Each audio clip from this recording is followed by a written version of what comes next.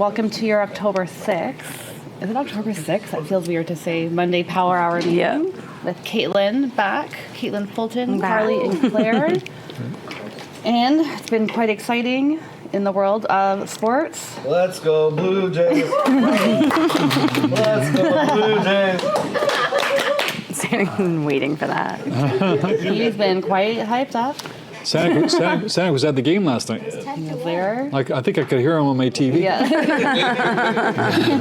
The guys behind me told me to sit down. Yeah, he got in trouble within the first. You did? Well, of course I he was did. wondering how wild you were going to get there. People were asking if I was going to be there, and I was like, no. And they're like, oh, no. I'm scared for Santa. That's okay, though. I was nervous the entire day. Yes. Like your life depended on Yes, it. this is a big deal. All of Senex clients are now put on hold for the duration of the baseball games for October. He's looking for help with any new agents. If anyone wants to do showings. Yeah. Perfect. He's busy, so he's not taking clients right now. Unless they're downtown. Don't panic, come around. Asking morale. Well, I don't know. You're too busy watching the Jays. So that's good. That's exciting. What does that mean for real estate? I mean, everyone's... Prices are about to shoot up the roof. Really? I think so. Prices are going to go up because of We're this. about to show. Oh, because of this. this. Yeah. Downtown Toronto condos specifically. Perfect. Rentals are going crazy already.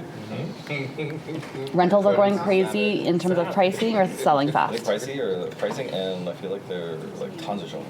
Tons of showings. Things are moving. Is that because people are back to work I now? think so.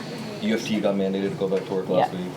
Really? Yeah, the university. I didn't even know they were working from home, which is kind of ironic that the universities are working from home. That doesn't. All the admin stuff? Yeah, that doesn't make sense. Is that what all Who's the on strike? The, strikes are happening? That's support. The support staff? Oh, Yeah. are they striking to not go back to the office?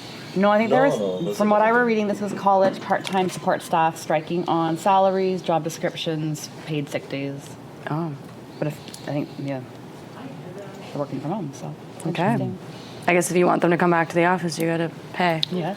Canada Post is still on strike. Is there any hints of when they may be coming back? Or? I've been reading that it's getting worse and worse. Yeah. It's kind of a pain for us. We have postal boxes still that we pay bills to, so I've been trying to scramble to figure out how we can pay online, which I know we can, but it's just not in our routine. So. Just for those guys that like me, like I get bills mailed to me. I write the checks and pay it online, but I get the physical bills sent to me. Because I'm not getting them now, so you have to go in and double check, right? Yeah, so most lawyers. So for instance, your Visa card or your MasterCard or something like that, if you get it mailed to you, you're not going to get the mail. So you got to remember to go back in and check it out, right? Yeah, and then some of your deals for lawyers that don't want to do EFT, you'd be surprised. There's a lot of them that won't do EFT. We're asking you to go pick up the check from the lawyer's office and bring it back to us. Yep. Otherwise, you could get a courier, but that's kind of expensive for the check. So it just depends. But yeah, we've been doing that as well. I think the other thing is, because I'm going through it right now, with getting new mortgages through other banks, if they're mailing you the debit card, obviously you're not going to get the debit card. So I had to go into the branch to go set up the banking. So if you have clients that are doing switching banks and all that, let them know their debit card might not be mailed to them. So just go to the bank. It's a little bit of a pain, eh? Yeah. Trying to get a passport or debit or credit card, we're not really set up for that. So I hope it doesn't last too much longer. That's okay. How were open houses on the weekend? I just sent a note to the group. I don't know if we got any responses or maybe online. Anyone here did open houses? I know Tashia did. No. I saw a few people. Kate, did you do Kate, open house? I think you did. You did, right? A smaller one, you said. Yeah, 4 groups through. It was only 700 square feet you're mentioning. So small in Curtis? Yeah. But she was saying it's busier than what she thought that same open house would have been in the summer. So is that true? Are you guys feeling like things are picking up a little bit? Is your phone ringing more? There's 2 nice ones in Whitby that sold within 2-3 days.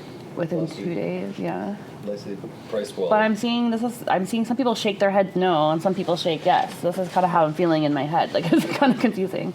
Yesterday I visited a couple homes in Markham. Yeah. They were busy. And they're busy. About 3-4 couples. So are people just shopping and browsing, or are they offering? Are they buying? I'm getting a bit of the impression that they're kind of shopping, window shopping. The buyers? A little bit. It's an interesting world because you're getting feedback and they'll say, oh, they really love the property, but they have a house to sell. And then you're just like, well, why are you shopping for houses if you have a house to sell? Why don't you just sell the house and then you can go shopping? So it's a very, but everyone's scared. Yeah. People are scared I to feel like I'm at a sell. standstill right now.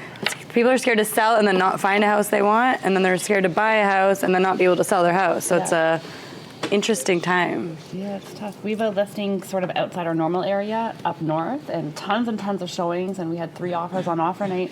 All of them had a condition on the sale of their property. Yeah. And I think that's quite common in rural areas, but they're never going to get that house if they have that condition, because the sellers don't want that condition, and no one can move forward now. Like it's a weird standstill kind of position. Interesting. It is interesting. So would you guys take an SPP or SBP, whatever we call it? Would you guys take a listing? Sorry, would you sell a house conditional upon sale of the buyer's property? All right. Depends on what they're selling. Some people say yes, some people, but the answer, of course, is what was said here, that you've got to double check and see the backup. You got to make sure the backup's better than your property.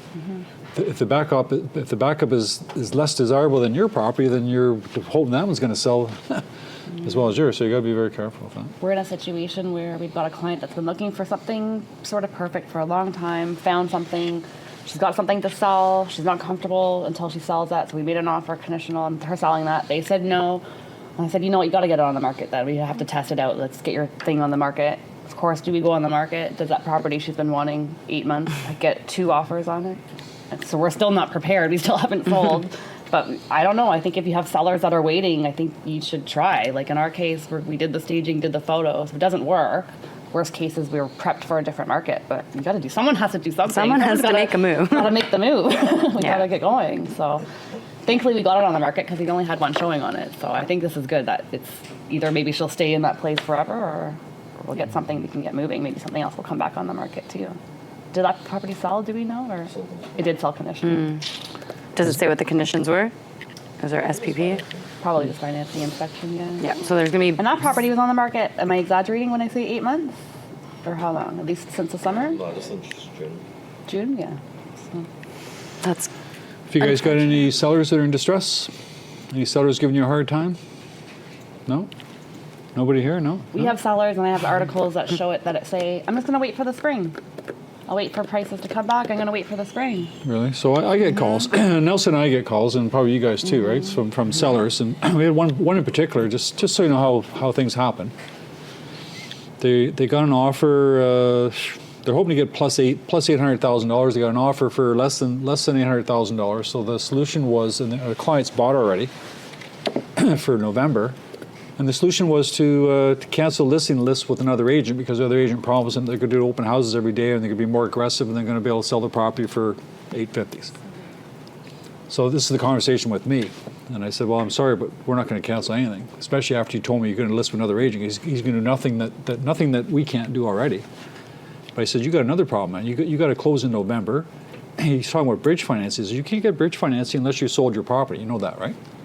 So if he's got a November closing and he's trying to sell his house and he says, well, I'll just get a bridge financing to close the other one. You can't get a bridge unless you've got your house sold firm. Yeah. So I explained to the fellow, and I said that, your house isn't sold firm. You haven't got much time. I says, the problem here is that you don't like our agent because your agent's telling you the truth. Oh, no, he's not. He promised this, promised that. Hey, look, the market is what it is. But the problem is the property's not selling, and you're mad at us because we're telling you what we think the market's value. We think it's what it's worth, and you're mad at us. That's why you want to cancel, which we're not going to cancel.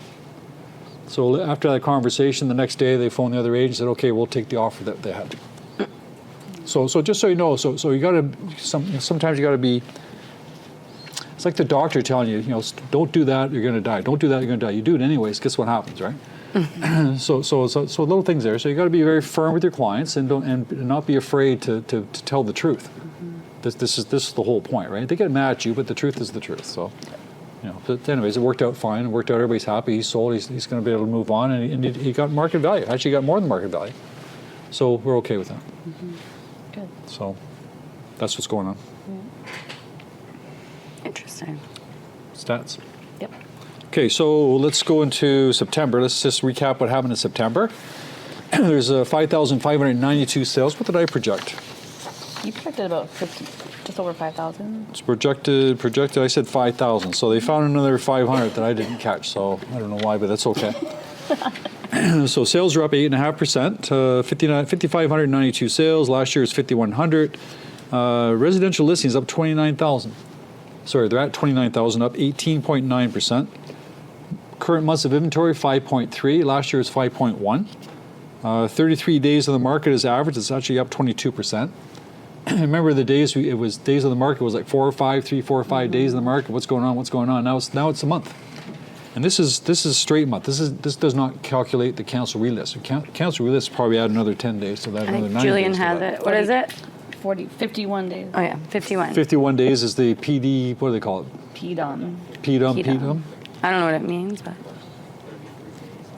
33 days for the solds, and what are you saying the PD was? 55 days. So 55 days is an average day on the market. That's gigantic, with including right? canceling, Cancel relisting. relist, right? Your So total it's- marketing yeah. period, yeah. And the reason why it's 55 days is because the sellers want to get that higher price, and they're hanging on to get that higher price, and those days are gone, right? But your job, of course, is two jobs, and this is why I explained to the clients as well. There's two jobs in a listing, right? Your job is to market the property, expose the property, get showings, make sure it shows well, whatever else, and negotiate the offer. But at this point, you haven't got an offer yet, right? So the question would be, what's a client's job? The client's job is to make sure the property is presentable, make sure the property is available, make sure that it shows nice. That's it. So when clients phone me and complaining, or yourself, say, look, we had 27 showings on the property. On List Track, we had 450 views. So we've done our job. We've exposed the property. Just the only problem is the price. The condition's fine. House is fine. The only problem is the price. That's it. But 55 days, that's it. 98% is the list to sales ratio is 98%. So all properties that sell within 98% of the list price. That's why you have the cancel relists.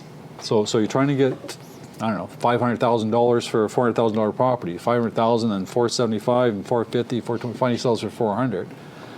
It sells within 2% of the asking price. So when your clients say to you, well, can't we just try? Sure, we can try.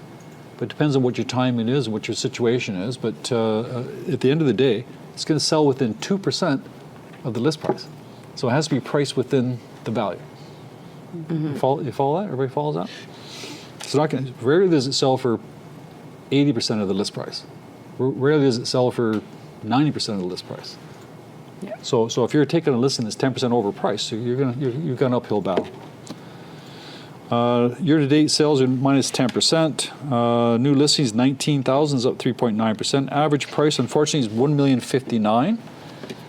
Last year was $1,112,000. Just to go down through the average price,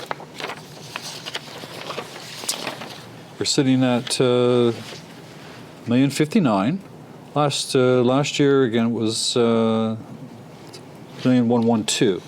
All right, so this year $1,059,000 today, up from $1,021,000 last month. So that's good. And then it was $1,051,000, $1,011,000. So it started the year at $1,041,000. It's $1,059,000. So it's actually up a little bit from the beginning of the year, but it goes up and down. But it's pretty stable, right? Pretty stable now, and it depends on what's selling. So that's good news. The average price for a 416 detached house. Anybody want to guess? Detached house 416. Average price. 1.686. Detached 416. Detached 416. All right. It's down 0.8%. Detached 416. All right. Semi-detached 416 is 1.1. Townhouses 900. Condos 681. Condos themselves, well, these are the prices. In 416, detached prices are down 0.8%. Semi-detached down 8.9. Townhouses 4.9 minus. And condominiums minus 3.8. So condo apartments are actually down less than the other product. So we're talking about how the condo market's doing this, condo market's doing that. The resale condo market is within 3.8%, so that's not too bad. All right. Yeah, and interest rates went down. Did the interest rates help us? Didn't hurt us. I know that, but did it help us? Did it push anybody over the edge? Because that's what Toronto Real Estate Board has us to believe, right?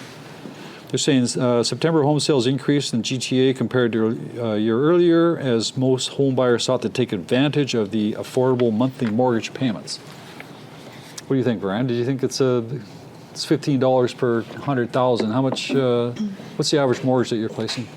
600,000. So 6 times 15 would be what? 60 plus 90, $90 a month. Makes a difference. Every time. It is a difference, right? Yeah, so it's a little different.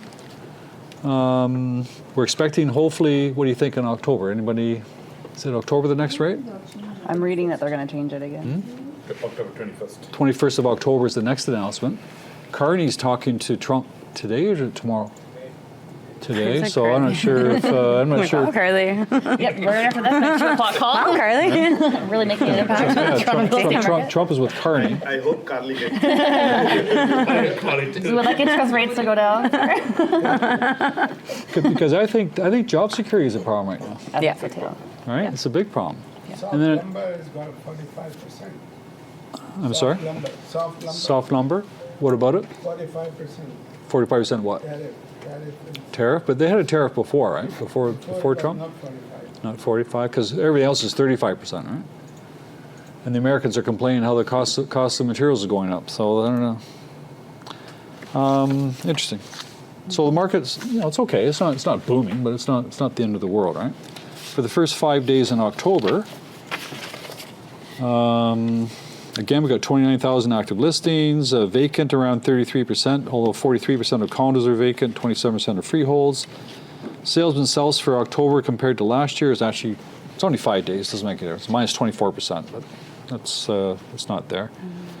Sales over 101%, it's still 20% of the properties are selling over asking, but it's only 13% of condos, 23% of freeholds. Is anybody doing offer dates? Is anybody seeing offer dates?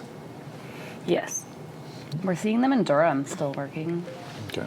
Has anybody tried that? Anybody tried that Listol? We're trying it as not to sell the property, but as a plan A strategy to get some showings in the door, fully knowing that you're not going to sell it on that day. Like, Sometimes those buyers may come back after at the higher price. Just trying to show something just different, get right? some buzz, get some people to talk to, maybe create a bit of a ceiling, a bar for your client too. Like if you know that you didn't get to your goal price, that was the ceiling, they may not be ready for it that day anyways, but it's some education for your sellers as well.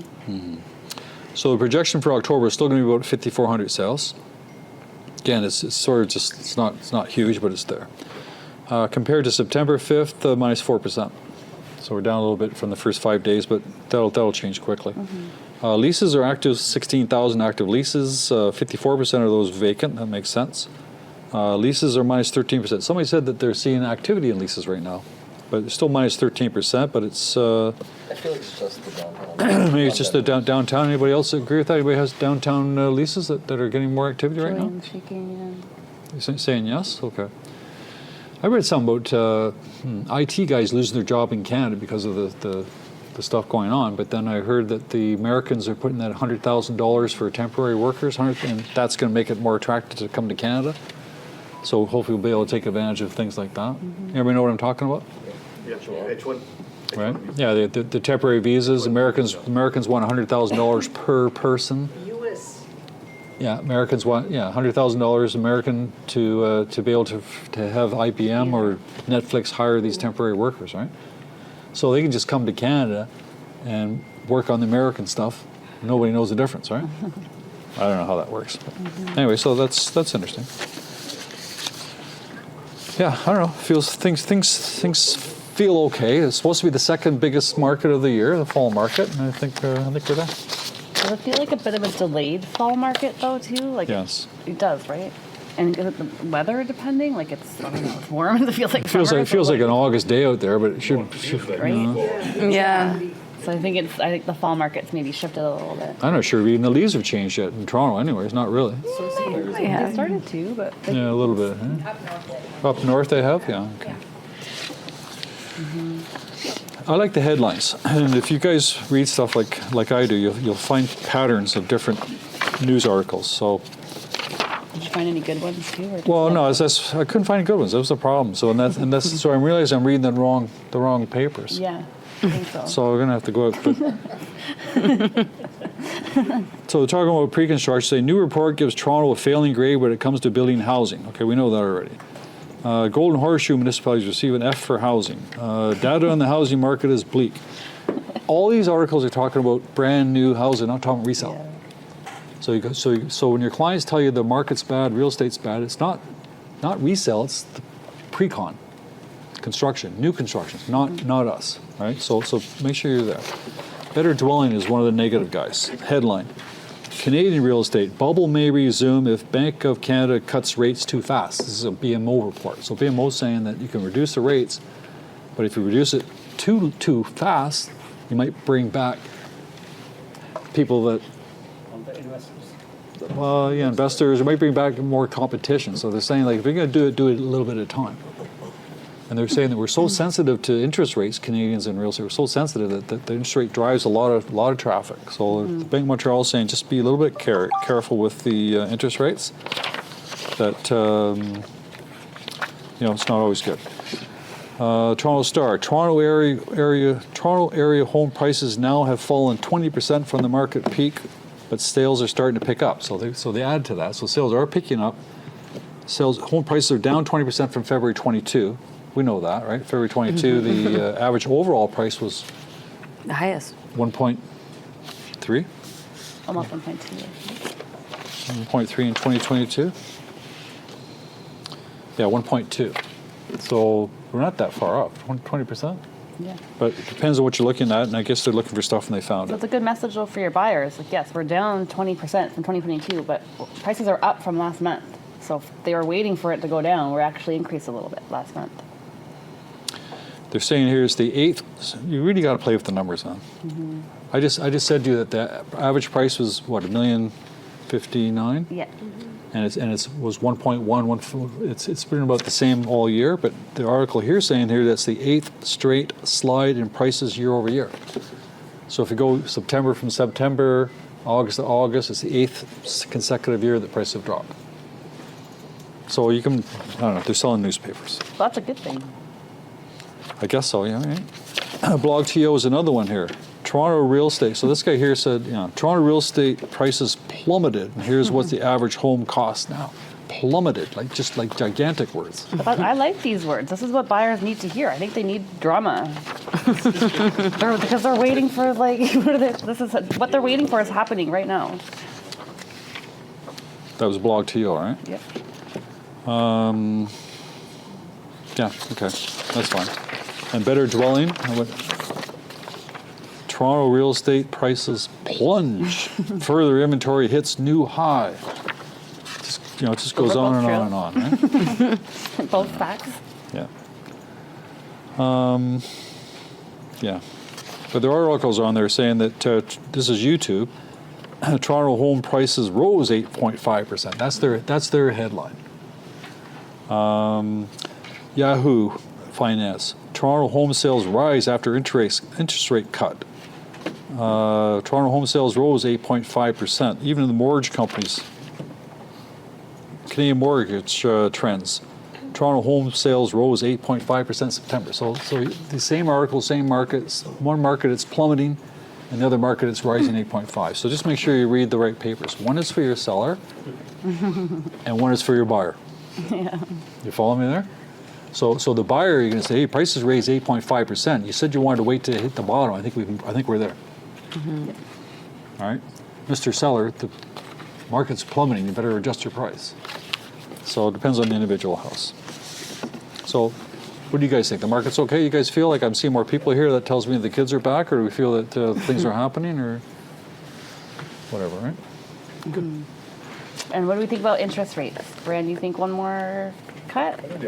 I think so too. That's what people are predicting. They're saying because of still U.S. stuff happening and then lower immigration, we're set up for a weaker growth period. And then there's some people that are predicting it's going to keep going to even get down to the ones, like 1.75. That would have been 2021. I don't know if it'll go that aggressive, but some people are predicting because of inflation and other things happening that they're going to keep cutting. But I think for October, one more. I will be locking in at that rate. Yeah. We got a client prime -1. Wow. We're starting at 3.45. Whoa. So what do you have to do to qualify for that? It's an insured mortgage. I'm sure. Prime minus one. Okay.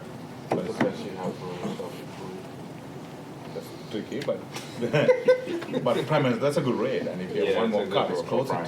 to lower 3 threes. point? 3.45. Yeah, they're saying the gross domestic product will rise just 1%, and unemployment is expected to peak at 7.3% in early 2026. So there's still some negative things happening that they're predicting that interest rates will help us out a little bit. And the employment rate is quite high. I am seeing more corporations doing layoffs. I'm reading about job fairs that have inundated with people. But I'm also hearing the other side of business owners talking about people that don't want to work as much. So I can't figure out if it's our productivity that's down or if it's actual unemployment. Like it's kind of interesting, right? So I don't know. Like if the people don't want to work versus people that can't get jobs. Yeah. So those things, yeah, that'll help a little bit if that does happen in October. And then if it does happen, will buyers ask us when the next one is? Or are they going to be ready? Sellers are going to think that prices are going to go up because of it. I'm also reading, we talked a little bit about this last week, about Canadians who are using real estate to fund their retirement. And those people are in a bit of a position right now thinking that they were going to sell high and use that nest eggs to retire. And now that they're not getting the prices they want, they're not able to sort of retire in the way that they wanted to. So you always talk about stocks and diversifying, not just doing real estate. And there's some benefits, I think, to doing that because you don't know what's going to happen in real estate in that 1 year that you get ready to retire.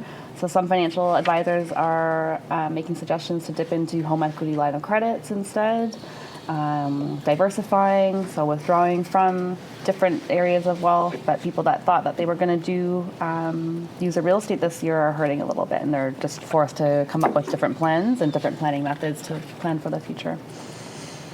Do you guys have clients in that situation as well? People that thought they were going to retire. I know of some agents that have listings that were high worth listings that are having a hard time selling. So the retirement. Well, not a client. I met this guy, Colorado, whatever. But he had a couple of listings this summer. He pulled everything out because he couldn't get the amount. So hopefully he's gonna put it back next year, and I'll be in line. So he had all the listings that didn't get the price he wanted, so he pulled them so all. He pulled several. And this His is plan is to clear everything. He doesn't want to own anything. doesn't want to own it, but he wants a certain price for it too. And so, do we really think that waiting till next year is going to make that situation better? That concerns me for clients that think it's going to get better next year, right? You just never know. Because we want prices to come down, we want it to be more affordable. So that's not going to help the other spectrum of people that are hoping prices go up. So we're telling our clients that are trying to wait till next year to be really cautious about that. And we're not predicting that it's going to be any better than what it's today. If anything, like the same, maybe. Yeah, exactly. Yeah, it's just so unpredictable. You don't know. I'm reading more about, they do this in the US already, and we're just starting to do it right now in Canada, but do more rent reporting for people that are renting to build up their credit scores. Do you have clients that are asking you about that? New Canadians coming that don't have credit. You can now report your your rent through sites like SingleKey, other ones, Zenbase, 401, Front Lobby.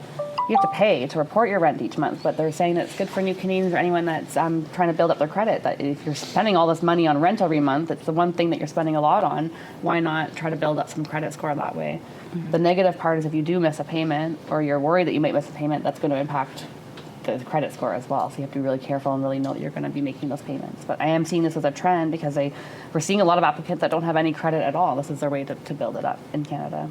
And I know in the U.S. you could actually use like credit cards and things like that to actually pay rent, and so they do have credit scores in the U.S. based on rental payments.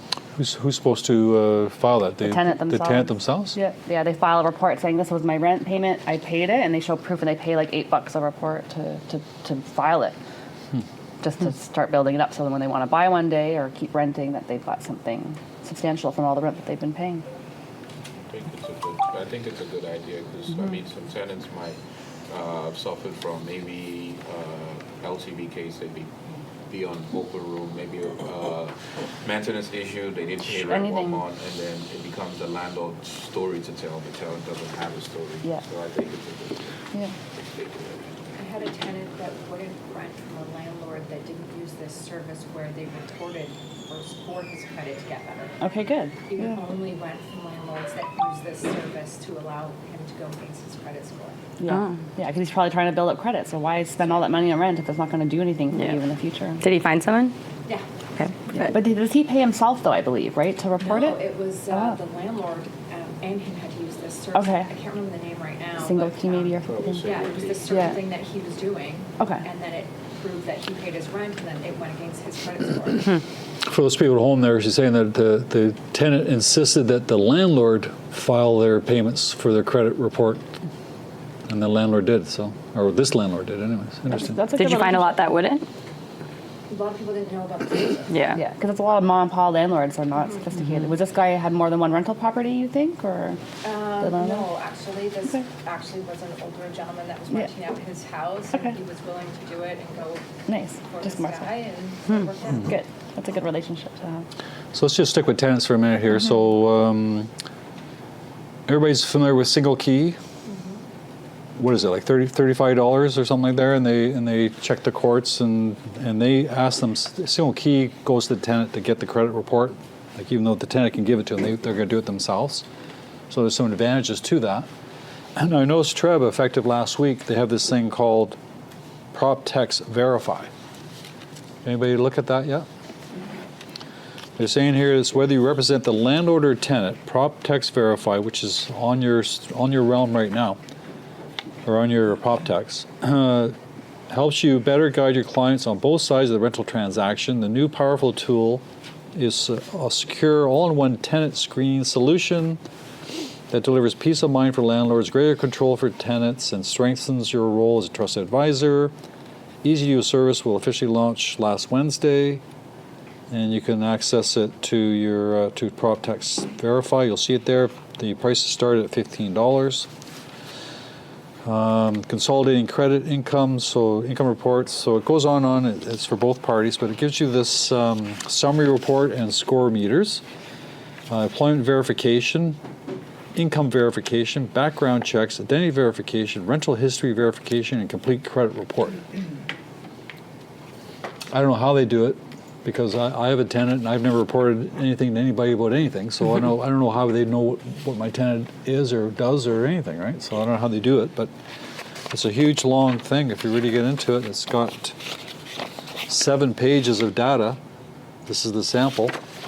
And it says where the gives them a rating, the credit score rate in the first page, rent to income ratio. It tells you what the ratio is, their income versus the rent. In this case here, it's 39%. How much debt they're saying here, how much debt they're paying, $67 a month in this case. It goes to the employment information, where they work, annual salary, when they were hired, whether they're full-time, part-time, the name of their managers, the name of, I guess they're inputting this data themselves. The tenant must input this data. Yeah. Yep. So the tenant must be inputting this data, and then somehow they're verifying it.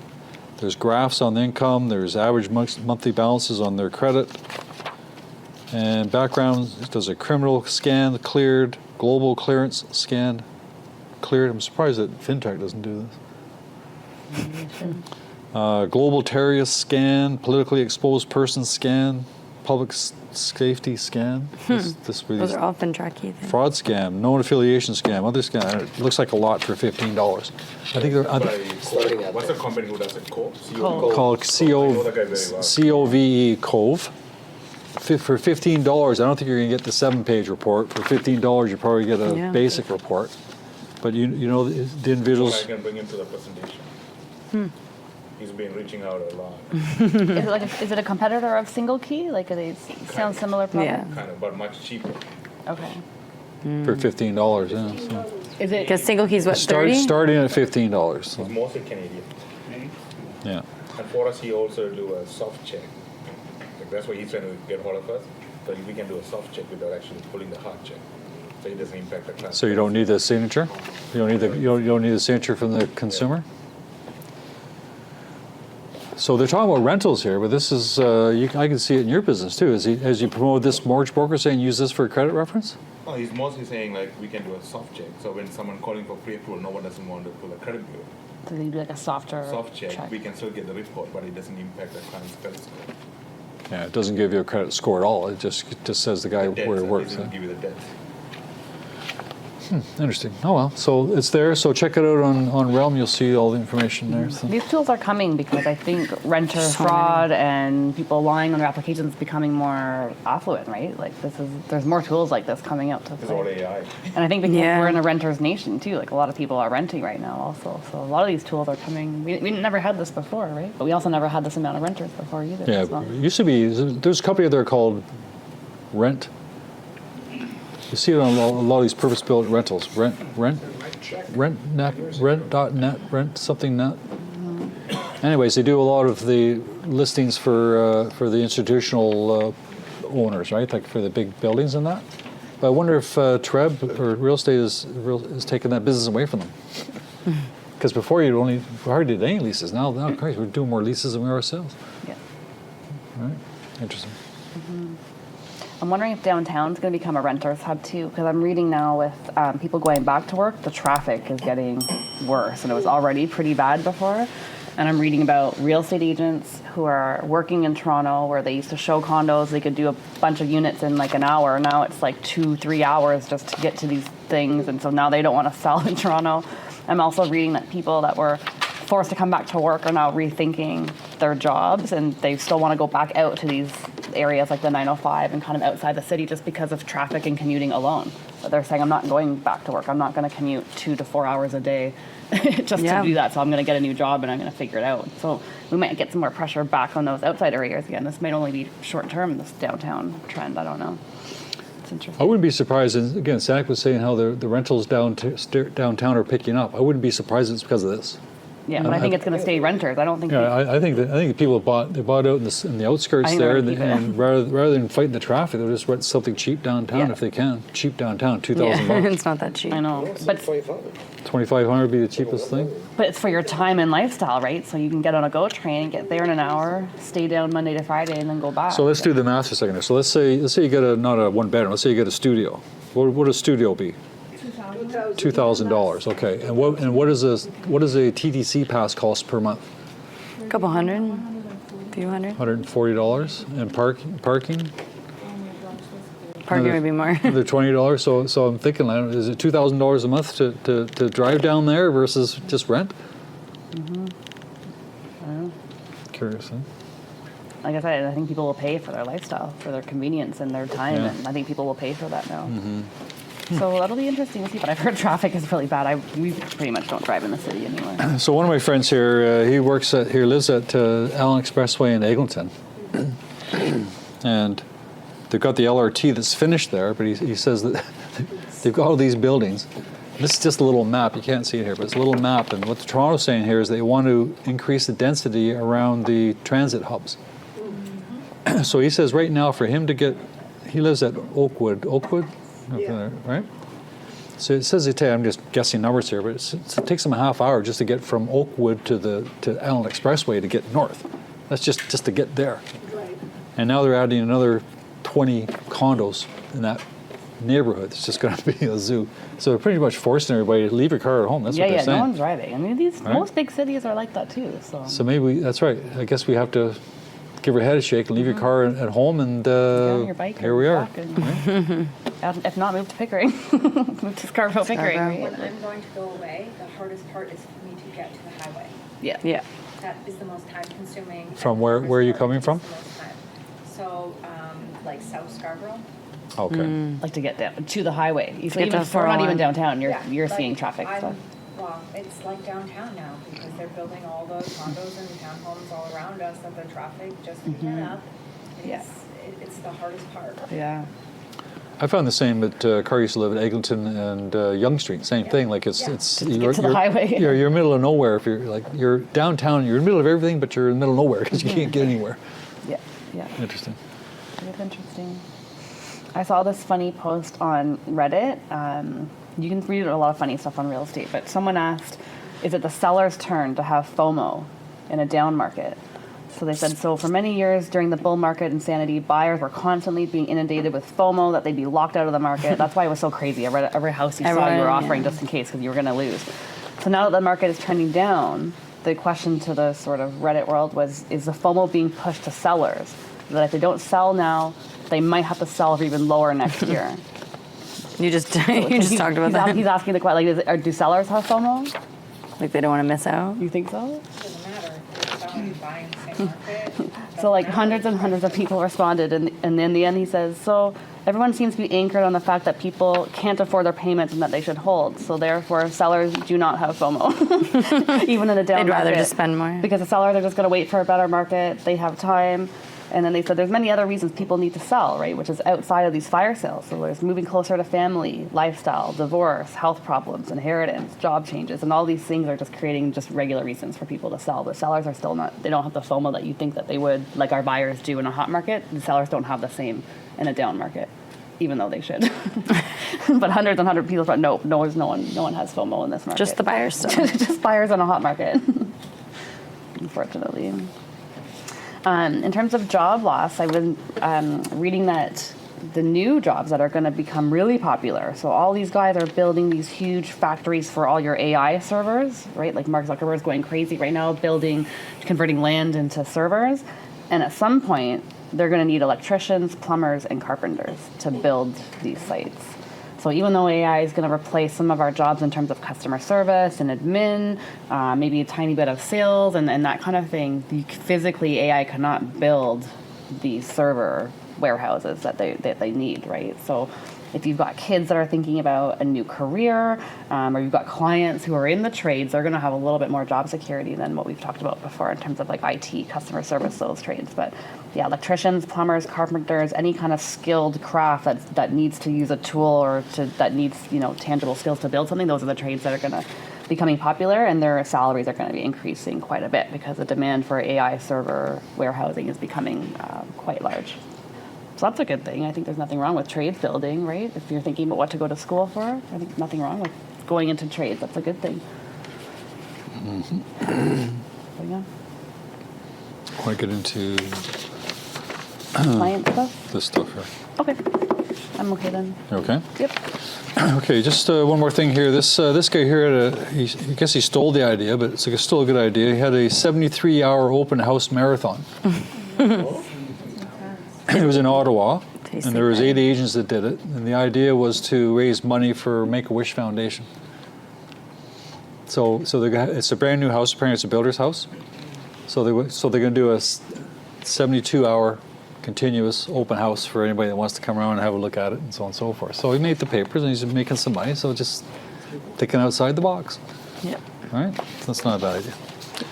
Okay, so Katelyn's going to talk about training session coming up soon, but I want to just touch on base. We're in the middle of the Fintrac audit, and just did you guys take into that Fintrac thing last week?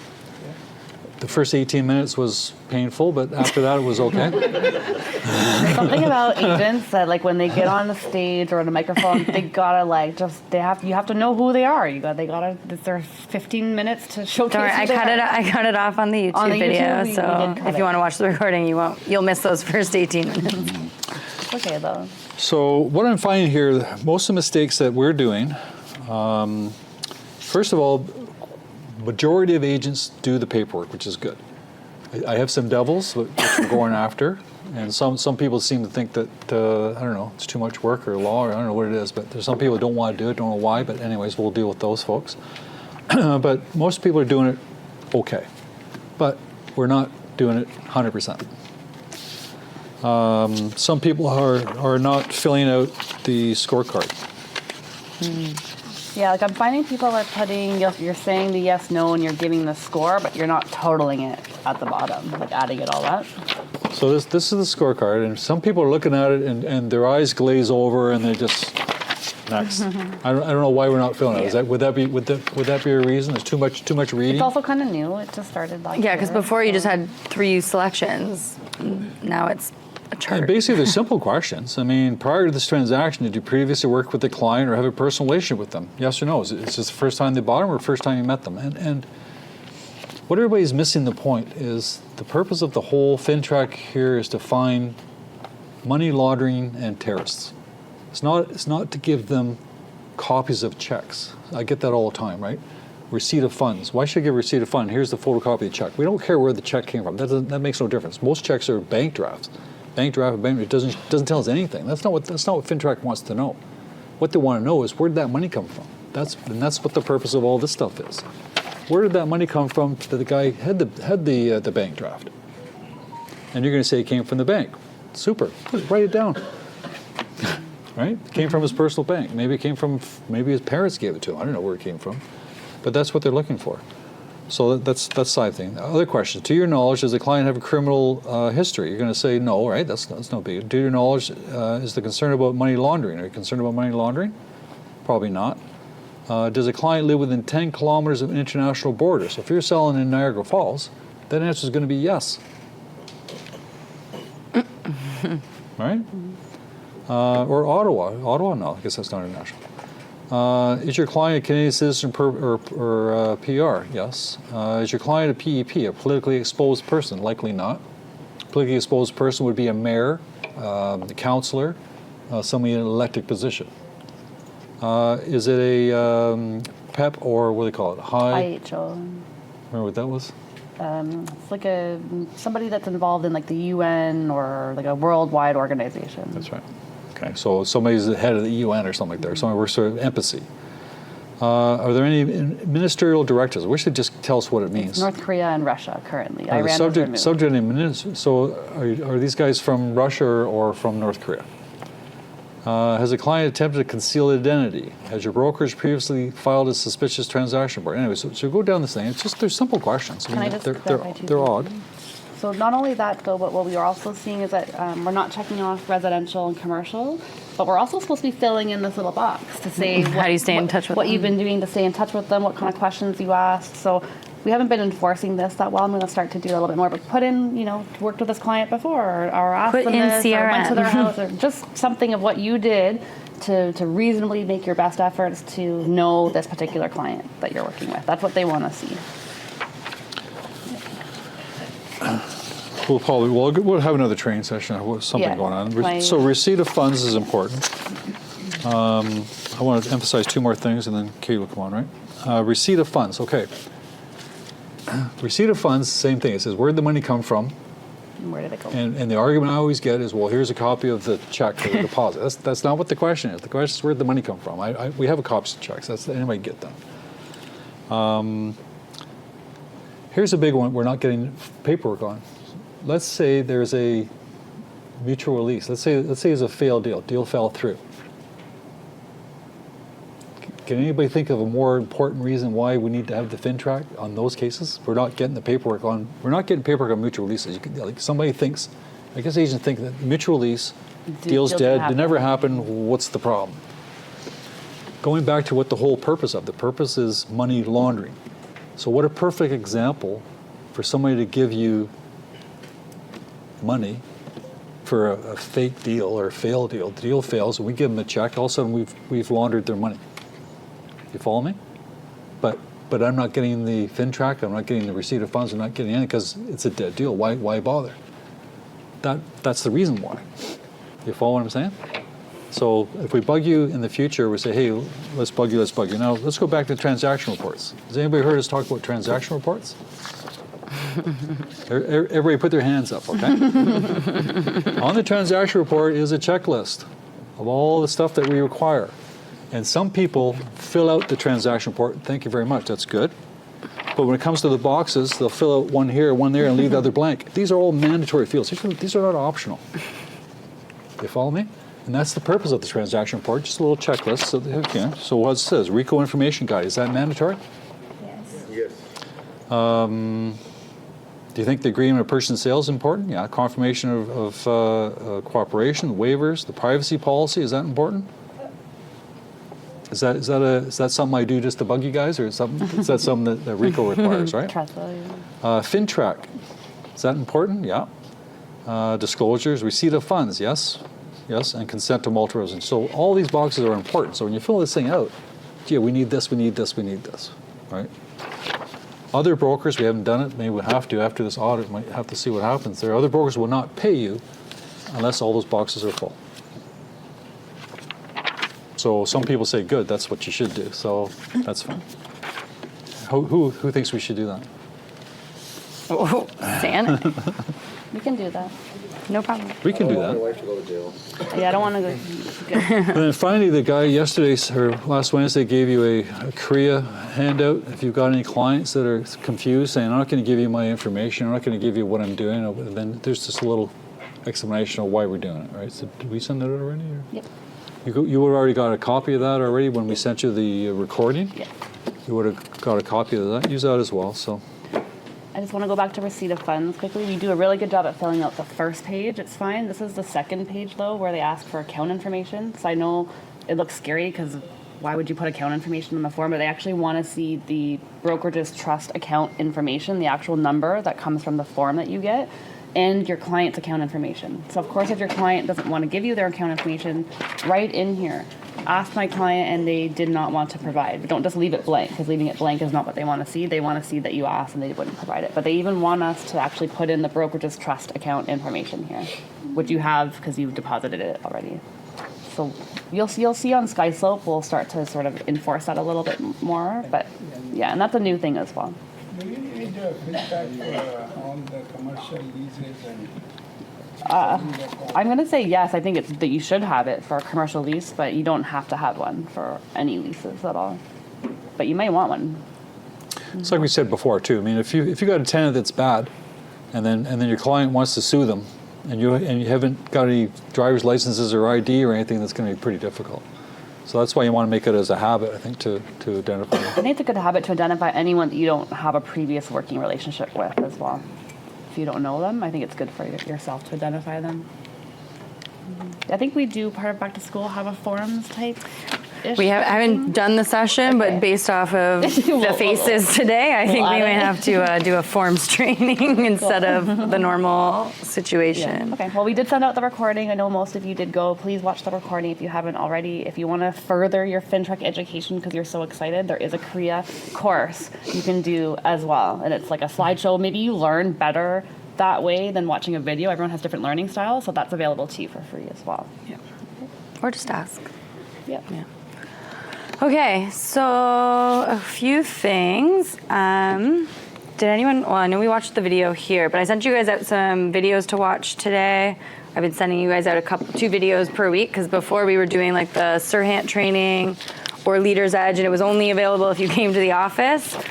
So I wanted like the people at home to at least feel like they had some participation in the 12 o'clock sessions. But if you didn't, I sent out an email or WhatsApp, 2 links that I think were pretty good. I think it was the quietest I've ever seen the room for these 2 sessions, because they weren't like Mike Ferry or our traditional real estate coaches. But one was on Layla Hormozi. Some people just got introduced to her today. I've been watching her for a while, but she did a really good video today on how to articulate your thoughts a lot better. So when you're talking to clients, especially as a new agent, you probably realize a lot of times, like if you're not confident in like a listing presentation, for example, or talking to your clients, you might just talk way too much, or you're not really getting to the point, whereas a more experienced agent would probably simplify their thoughts a little bit more and be a little bit more direct. So she was giving a lot of really good opinions on how to talk to your clients and actually get them to kind of understand what the heck you're talking about and not beating around the bush. So she was just talking about how clients, they get very anxious when they notice that you're not confident and you're nervous, and they can tell that you're fidgeting. So she's talking about if you're at a presentation and maybe you're like touching your hair too much, you're biting your nails and you're doing certain things, the clients start to pick up on all these different things that you're doing with your body language that make them not trust you a little bit. So if you didn't really watch that video, I would watch it if you guys find that you're not really good at communicating with your clients very well right now.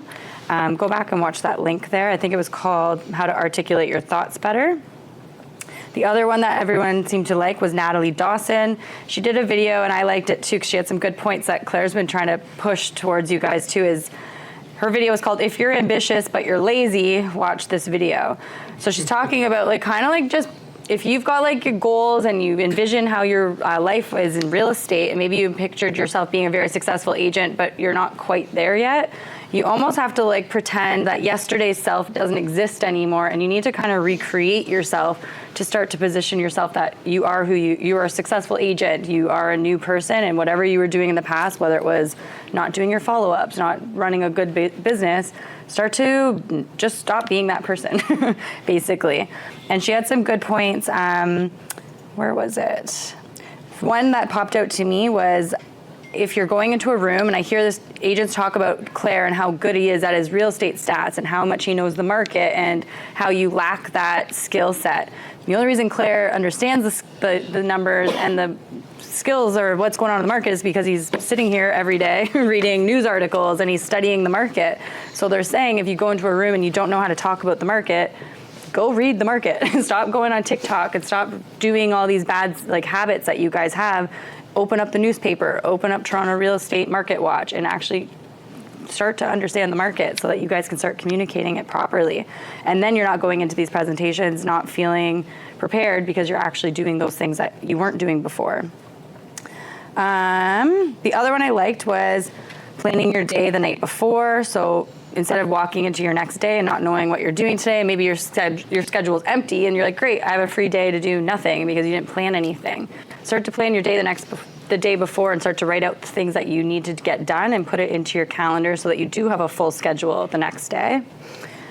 The other thing that I really liked was, what was it? It was kind of like changing your environment, which I liked. So I know a lot of you guys work from home. I'm looking at like 40 of you right now, and I probably only see about 10 of you guys on a consistent basis that come into the office every day.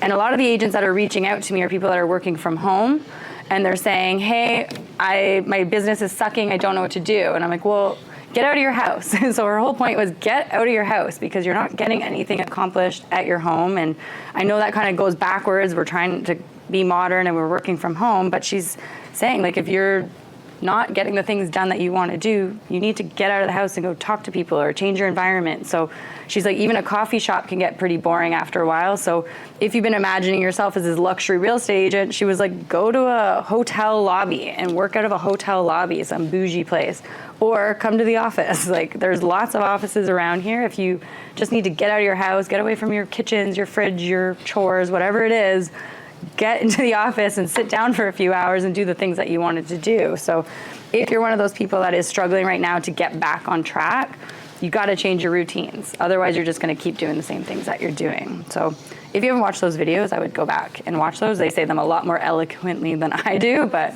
You should make daily deposits on how you want to show up. Sprinkle little Yes. things of what you want to do in your life.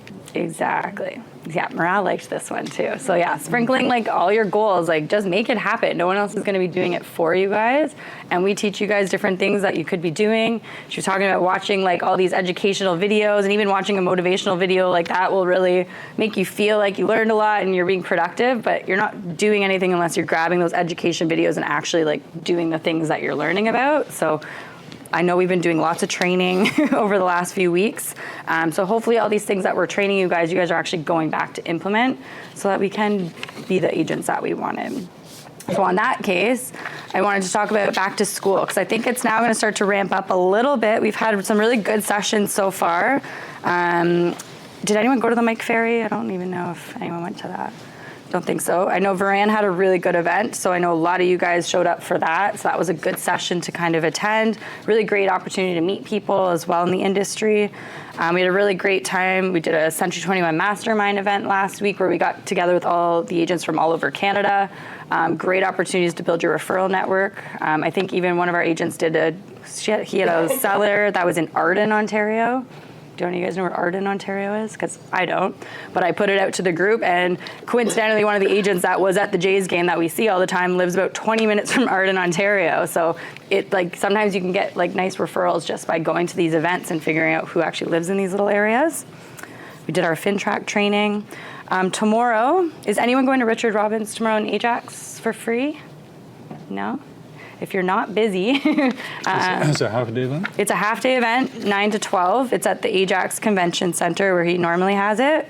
And he's going to be talking about how to rebuild your pipeline and create a predictable business. He's probably going to be selling his November program that he does every year. But if you've never gone out to a Richard Robbins event, I would highly recommend going to that. I'm going to be there. I don't know. I'll probably be the only one there. Yep, I sent out couple emails. I've sent out this form, so if you guys need me to resend that, I can, but sometimes you can just show up to it, to be honest. I don't think they're actually tracking, but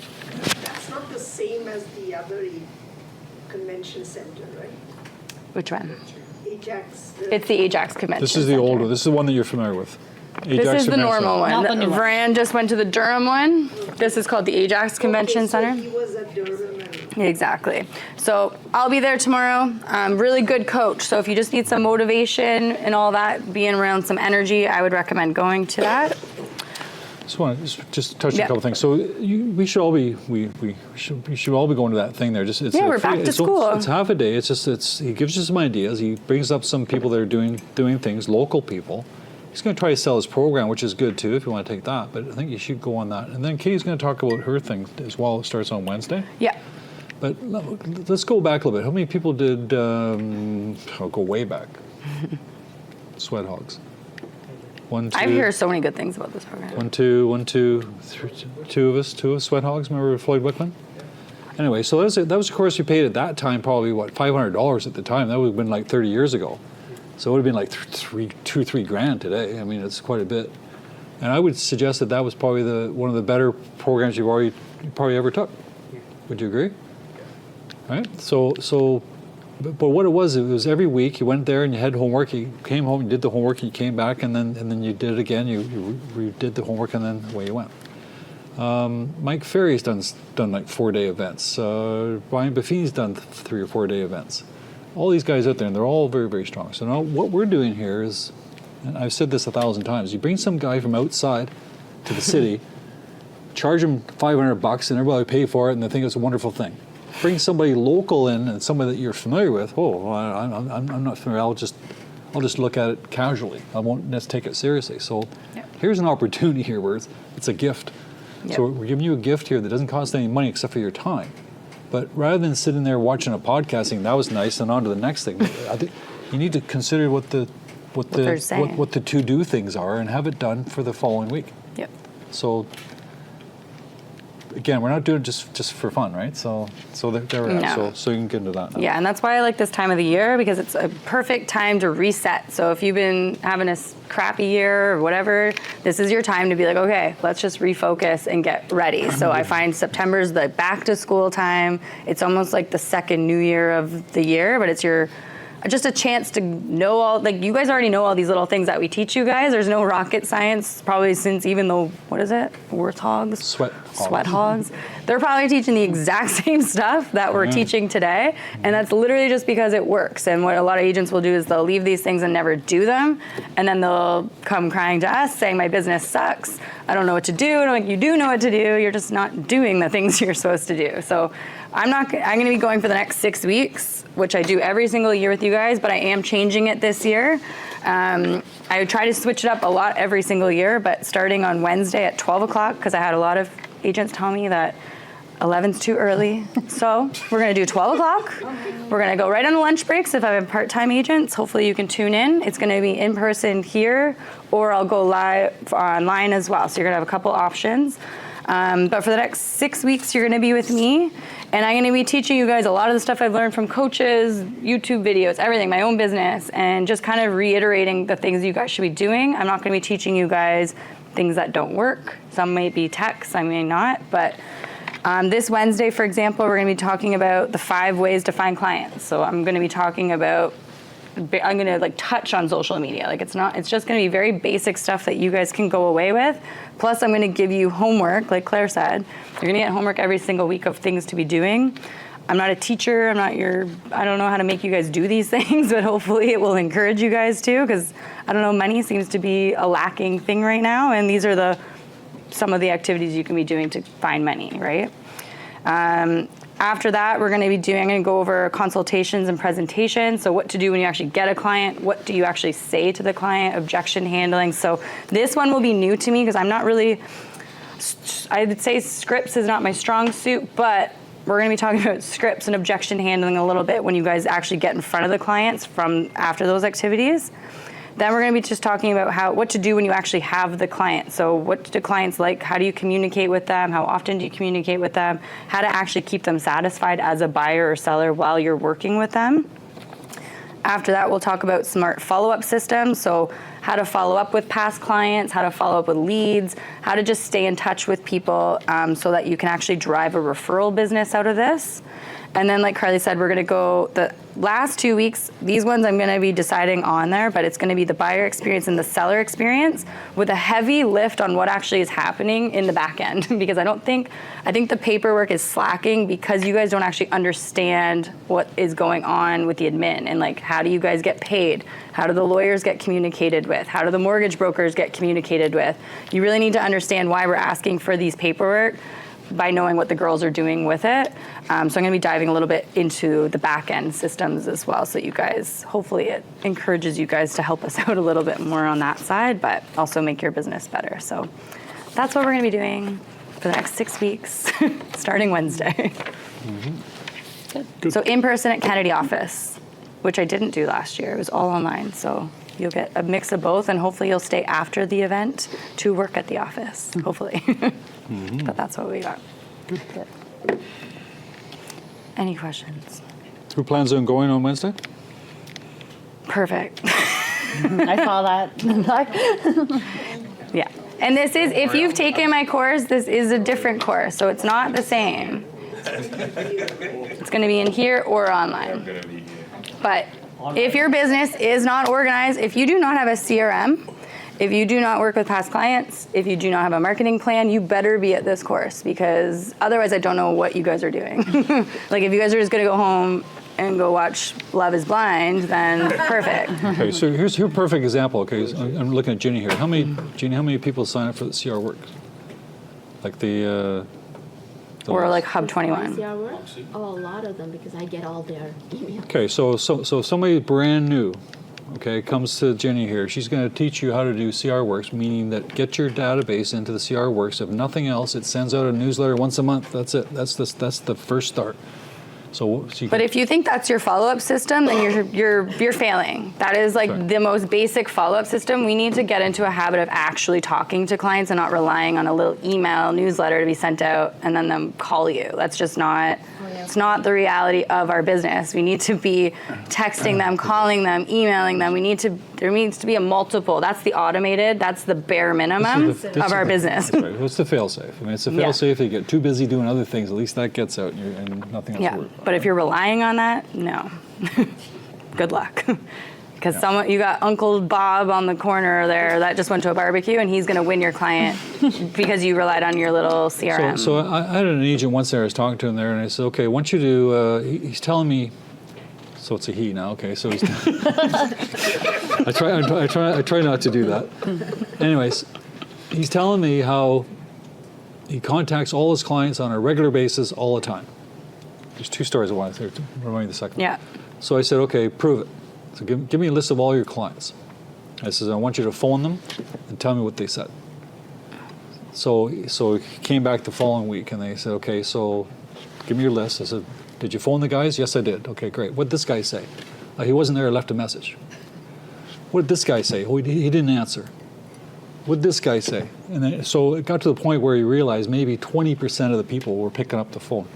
What did this person say? Oh, I haven't heard from you in years. How are you doing? You tell me that you send stuff every month. Haven't heard from you in years. How's it going?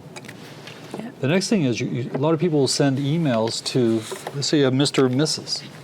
You send the mail to Mr. Who makes the decision in the house? Mrs. So you've been sending Mr. emails or whatever it is for the last 10 years, and then you go to Mrs. He says, who are you? It's true. Okay, so you got to have Mr. and Mrs. So these are basic, just simple, basic little things that we're talking about, right? Yeah, I'm even reading. I didn't read the article today, but I was talking about how I read this article on how the referral model is dying, and you're making a good point on even just staying in touch with your past clients. They're just making jokes that like those cupcakes that you sent to your clients at one time, like that's not going to do it anymore. Like you can't just send them a little pumpkin on Halloween and be like, I did my follow-up, they're going to go work with me now. You guys are competing with a lot of discount agents, discount companies, the tech thing, like the AI world's coming here. So we can't just be relying on a little email newsletter, your little pumpkin pies for Thanksgiving. We can't be doing that. You have to be actually getting out there and talking to your clients and understanding what your competition is these days, because people are going to beat you people are going to choose the cheaper price now, because why wouldn't you? When you're already struggling with money right now, they don't care what little presents you're sending them. We need some better ways to stay in touch with people now and understand your value. So there's a house on my street for sale, sold now. Okay, and the agent took the listing and door knocked the area and said, "Hey, I've got this listing coming up. It's coming soon. Like, what was it? 24 hours, 3 hours? What is it? 3 days or 2 days?"